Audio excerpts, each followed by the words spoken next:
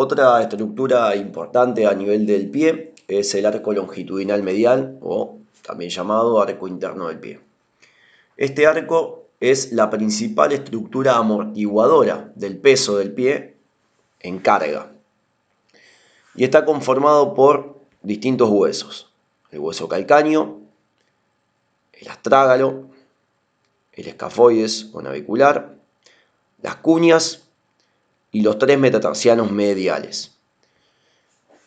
La articulación astrágalo-navicular y los tejidos conjuntivos forman la piedra angular del arco longitudinal medial. Entre ellas, la principal estructura que le va a dar sostén al arco longitudinal medial es la fascia plantar. La fascia plantar es un tejido conectivo altamente rico en colágeno, es un tejido denso que tiene gran resistencia y que tiene una disposición que va desde el calcáneo hasta la articulación metatarsofalángicas. Esta dirección, bien, hace que cuando se extiendan los dedos activamente, se produzca una tensión, un aumento en la tensión de la fascia plantar, y este aumento de la tensión de la fascia plantar genere mayor estabilidad en el arco longitudinal medial, incrementando la concavidad del mismo. Bien, por lo tanto, podemos decir que la puesta en tensión de la fascia plantar aumenta la disposición, la altura del arco interno del pie. Cuando se está de pie con facilidad, es decir, en condiciones más estáticas, cuando estamos parados sin realizar una actividad demasiado dinámica, las fuerzas pasivas que aportan estos tejidos conectivos son suficientes para mantener el arco longitudinal medial. Ahora, cuando se realizan fuerzas activas en acciones dinámicas, como puede ser correr, saltar y demás, es ahí donde se requiere que haya mayor participación de la musculatura intrínseca y extrínseca del pie para poder mantener el arco longitudinal del pie. Bien, veamos qué sucede durante la marcha. Durante la fase de apoyo, durante la fase de apoyo inicial de la marcha se van a producir distintos movimientos en toda la extremidad inferior en conjunto con el tobillo y el pie. En primer lugar, hay un contacto inicial del talón en el suelo que provoca una eversión del calcáneo, es decir, que el pie tiene una tendencia hacia la pronación. Esta pronación de la articulación subastragalina permite un control excéntrico del tibial posterior. Recordemos que el tibial posterior es el músculo supinador por excelencia. Por lo tanto, durante la fase de apoyo, el tibial posterior tiene una actividad excéntrica controlando el movimiento de pronación. Y esto se asocia a una rotación interna del fémur y una rotación interna de la tibia y el peroné. Bien, por lo tanto, en resumen, cuando contacta el talón en el suelo, se produce un movimiento de pronación a nivel del pie. Este movimiento de pronación lo que va a hacer es generar una amortiguación del contacto en carga del peso corporal sobre el suelo. Vale aclarar que aquellos pacientes que presentan un aumento de la pronación del pie, es decir, que poseen una hiperpronación, son aquellos pacientes que tienden a tener un pie plano, bien, que tienden a perder ese arco longitudinal medial, y esa hiperpronación se ha asociado a numerosas manifestaciones clínicas, bien. ¿Por qué? Porque la hiperpronación, como decía, genera movimientos en toda la extremidad inferior que hacen o que generan un valgo dinámico en la rodilla. Y sabemos que el valgo dinámico de la rodilla, para un paciente, para una persona que es deportista, puede llevar y conducir a una lesión, por ejemplo, del ligamento cruzado anterior. También se ha encontrado que la hiperpronación del pie puede generar manifestaciones en la cadera y también puede generar dolor a nivel lumbar. Durante la fase ya de despegue, lo que sería el push-off, en donde el talón comienza a despegarse del suelo, se produce una reversión de todos los movimientos que decíamos anteriormente. Es decir, la articulación subastragalina pasa de estar pronada a supinada. Bien, hay una inversión del calcáneo, pero el medio pie y el antepié se mantienen pronados. Y esto se genera en la primera instancia del push-off para mantener al hallux apoyado sobre el suelo. Por el contrario, la rotación interna de la tibia y el peroné y del fémur se convierten en una rotación externa de la extremidad. Todo esto lo que hace es favorecer el despegue del talón del suelo, ya que la articulación subastragalina en supinación completa y el arco interno del pie elevado convierten al medio pie en una palanca rígida, de manera que los músculos del tríceps sural pueden transferir fuerza al tendón de Aquiles y a la cabeza de los meta para el despegue del pie del suelo. Podemos ver en la siguiente diapositiva lo que se denomina el mecanismo cabestrante, o en inglés denominado windlass, que no es ni más ni menos que observar cómo la hiperextensión de la articulación metatarsofalángica produce un aumento de la tensión de la fascia plantar, y ese aumento de la tensión de la fascia plantar incrementa la altura del arco longitudinal medial. Este mecanismo de windlass es importante para que, en conjunto con la musculatura extrínseca e intrínseca del pie, le generen cierta estabilidad al pie para que se torne rígido, necesario para el despegue del talón del suelo. Acá podemos ver cómo la carga de peso, bien, genera una disminución de ese arco longitudinal medial, el cual amortigua esa carga y estira todas las estructuras pasivas para que se produzca, se almacene la energía y se produzca el mecanismo cabestrante con el despegue del talón del suelo. En contraste con los pies sanos, el incremento de la longitud de la fascia plantar en aquellas personas que tienen un pie hiperpronado, un pie plano, hace que la elevación del talón tenga una pérdida significativa, incluso cuando el esfuerzo muscular es máximo en ausencia de un déficit muscular.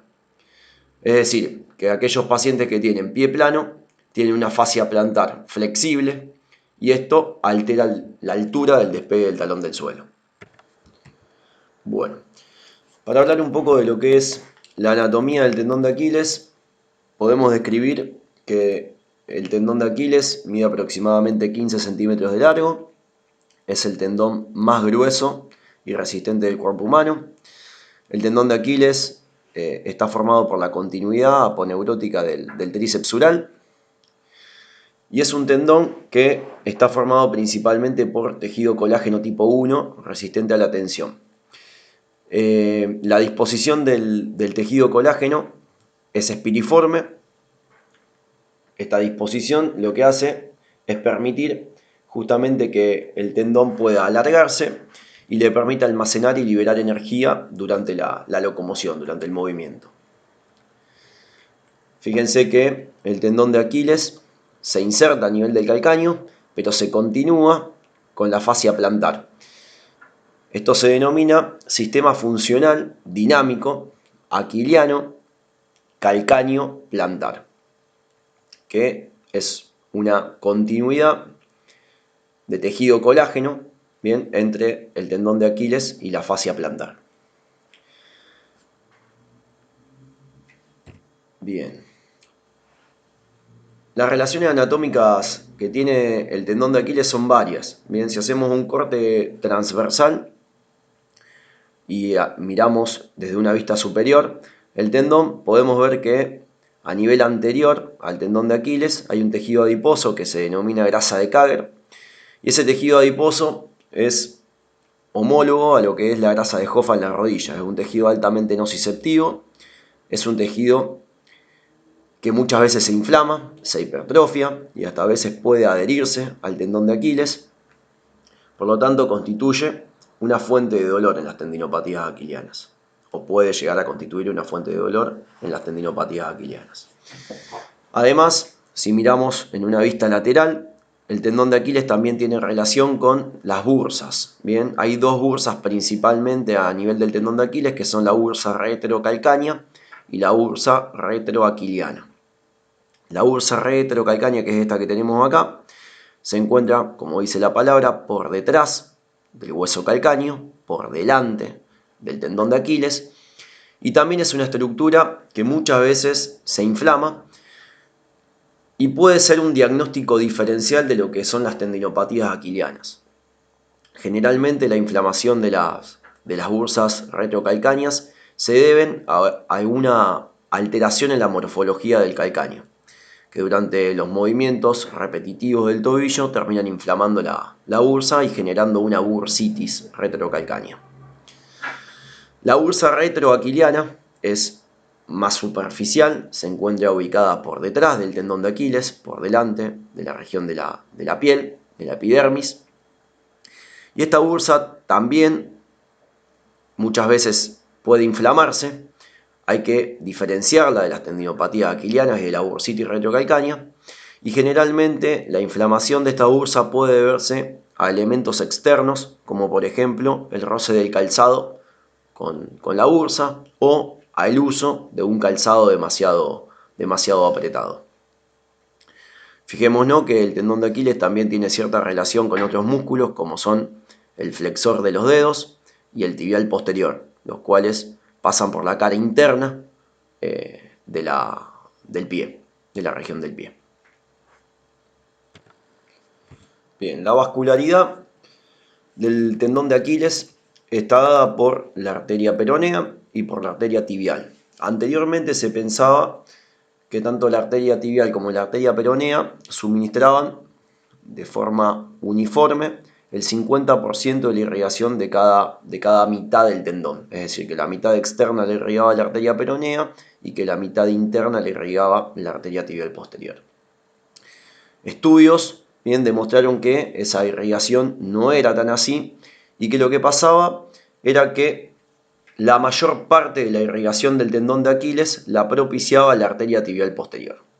Y lo que hacía era dividir el tendón de Aquiles en tres zonas: una zona proximal, una zona media y una zona distal. La zona proximal y la zona distal del tendón de Aquiles están irrigadas por la arteria tibial posterior, mientras que la zona media del tendón se encuentra irrigada por la arteria peronea. Fíjense que la arteria peronea tiene un menor calibre, lo que hace que el suministro vascular que reciba esa zona media sea mucho menor que la irrigación que recibe la zona proximal y la zona distal. Si tenemos que definir en cuanto a distancia cada una de estas zonas del tendón de Aquiles, podemos decir que la zona distal se encuentra en los últimos 4 centímetros del tendón en relación a su inserción con el calcáneo. La zona media se encuentra localizada entre 4 a 7 centímetros de la inserción del calcáneo. Y la zona proximal se encuentra localizada a 7 centímetros de su inserción con el calcáneo. Por lo tanto, no es casualidad que la mayor cantidad o la mayor incidencia de las tendinopatías aquilianas se localicen en la zona media del tendón de Aquiles, teniendo en cuenta que es la región hipovascular del tendón y es la zona de menor espesor del mismo. A la derecha tenemos una imagen esquemática de la inervación, de la región de la pierna, el tobillo y el pie, en donde la inervación sensitiva, principalmente en la región externa de la pierna y el pie, está dada por el nervio sural y del lado interno está dado por el nervio safeno. Bien, dicho esto, acabamos de hacer un resumen de lo que es la anatomía y de la biomecánica del tobillo y el pie. Así pasamos ya a la entidad que es la tendinopatía del tendón de Aquiles.